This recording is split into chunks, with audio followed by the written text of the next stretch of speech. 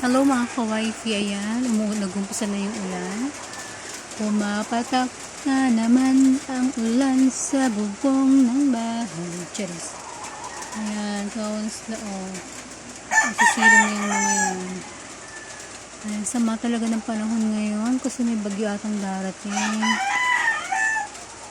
So, Sunday ngayon, hoping na makapagsimba kami mamaya, sana, kasi pag Sunday talaga nagsisimba kami.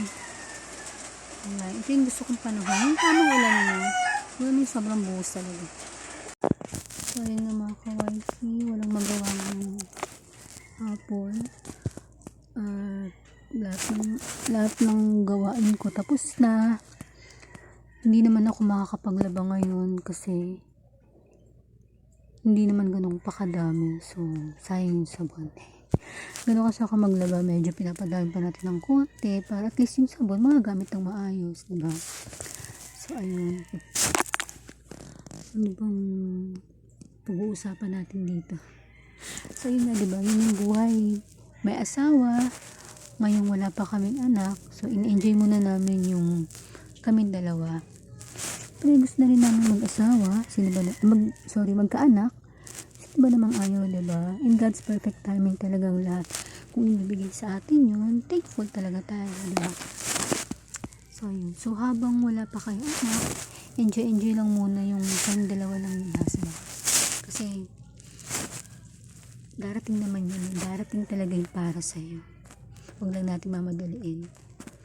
Kung halimbawa man hindi man naibigay, may ganun, diba? Kung talagang hindi na naibigay, huwag tayong madedepress, huwag tayong mawawalan ng pag-asa kasi nandiyan pa rin yung asawa natin.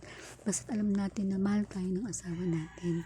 Basta enjoy lang natin yung moment na kasama natin sila, o kasama natin yung isa't isa. Hindi ako magaling sa mga advice, pero ito yung based lang sa experience ko. Kasi kami, itong December 29, mag-aanim na taon na kami kasal. So, bago kami kinasal, 7 years and 3 months kami to be exact. So, happy, ganyan. Happy lang, enjoy lang tayo.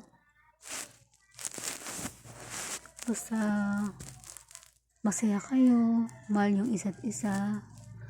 Kumakapit lang kayo sa lahat ng problema, okay na yun. Diba? So, sige na mga ka-wifi, baka naboboring na kayo sa akin. Anyway, bago lang naman ako dito sa pag-vlog.